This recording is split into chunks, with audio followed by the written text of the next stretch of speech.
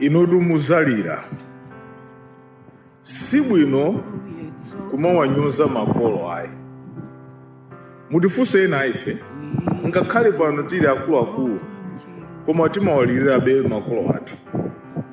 Alipo anthu ambiri pa dziko lapansi, mwina Mulungu akawadalitsa, amayiwala komwe wachokera. Ngati pali kupusa kwakukulu, ndi kuyiwala kumene iweyo umachokera. Anthu ambiri pa dziko lapansi makolo awo amavutika, anawachitira zosiyanasiyana mukumphawi wawo kuwathandiza anawo kuti achite bwino.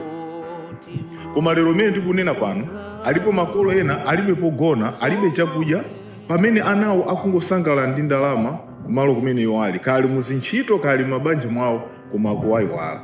Ndimamva chisoni ndikamaona anthu ena akunena kuti, pali mawu amanena kuti kholo limodzi litha kulera ana 10 ndikuwasamalira nkupita m'masukulu ndikamaliza. Koma ana 10 amatha kulephera kusamalira kholo lawo. Izi zimaoneka ngati zoseka, anthu akamaziona m'ma WhatsApp kapena malo osiyanasiyana, koma ndifuna ndikuze ndizoona. Sizoona kunena kuti makolo anayenera kuti no azivutika.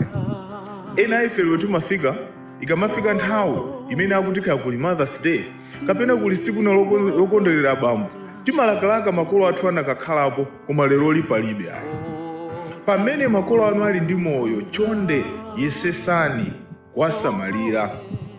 Mulungu wakumwamba akufuna, ngakhale pa malamulo 10 akunena kuti uzilemekeza atate wako ndi amako, kuti masiku ako okhala m'dziko achuluke. Ana ambiri twa ife leroli tikutembereredwa chifukwa cha matsoka amene tikukhala nawo, osati chifukwa cha zinthu zina. Koma makolo athu pamene akudandaula akunena kuti zimenezo zimasanduka matemberero. Kodi inu mwayiwala m'Baibulo kunena kuti makolo anali ndi mphamvu yotemberera? Ndifake ana asanachite chilichonse, kaukakwatira, kaukayamba ntchito, amapita kukapempha mdalitso kwa makolo wawo. Makolo awo amafunira zabwino. Si moyo wathu wa lero masiku ano umene tingofika tikafuna kukwatira, mwinanso sitikufuna malangizo kwa makolo, kapenanso even kuwapasa mawu kuti adziwe kuti mapulani athu ndi otere. Tiye tizindikire kunena kuti makolowa ndi ofunikira kwambiri. Sindikuphunzitsa pano monga mmene anthu ena amanena kuti makolo ni mulungu wachiwiri. Ayi, Bible vesi limeneyo mulibe. Komano kuti inuyo simungamukonde Mulungu ngati simukukonda makolo anu, chifukwa Mulungu akufuna kuti ifeyo tiyambe kukondana wina ndi mnzake. Tioneserane chikondi. Timkonda bwanji Mulungu amene sali life pamene makolo athu amene tili nawo tikuwanyoza? Ena ngumanena kuti ayi, makolo anga amenewo ndi osayamika, makolo anga amenewo ayi zimene amayipanga ine sindimagwirizana nazo. Kodi inu mukudziwa zimene makolo anu anakupirira muli mwana?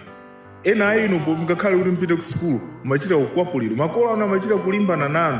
Makolo anu anakupirira zosiyanasiyana. Lero oli muli pabwino, lero ndiye mwayamba kuona makolo anu osafunikira. Kholo ndi kholo, lingathe kulakwisa, koma ifeyo ngati ana timaphunzira maonera kuti chabwino tibwezere chabwino, choyipaso tichikonze pochita zabwino.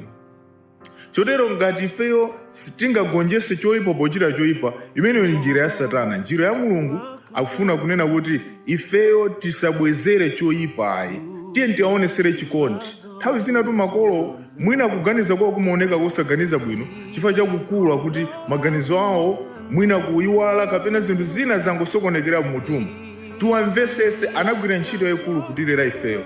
Tiyeni anyamata ndi atsikana komanso abale anzanga tipaize nthawi yokhala nawo makolo athu ndi kucheza nawo, chifukwa zimenezo ndi zimene Mulungu akufuna. Mulungu akudaliseni. Ndikhulupirira kunena kuti kuyambira lero tipanga ubale. Ngati tinayambana nawo makolo athu, tiyeni tikayanjane nawo, tiyakonde, tiyapase zabwino, asangalale nawonso. Kati atengere kumalo odyera zakudya zabwino, tiyaveke zovala zabwino, osati azingovala zabwino pamene tinalipo ukwati kuyang'ana suti. Azitha kumaoneka kuti ananga alipo nkumasangalala, akamamwetulira anzawo nasangalala, ngakhalenso kumwamba kumakhala chimwemwe chifukwa cha zimene iniyo mumachita. Ambuye akudaliseni pamene mukupanga ubale wabwino ndi makolo anu. Kwa inu amene mwataya makolo anu, tiyeni tipitirize kupemphera kunena kuti ifeyo tikhalenso makolo abwino, kuti tingathe kupereka influence yabwino kwa ana athu amene tili nawo, komanso ena amene anatilera tiwaonesere chikondi, chifukwa amene onso asoweka anthu ngati ife. Mulungu akhale nanu. Munali ndine Victor Khaula. Zikomo.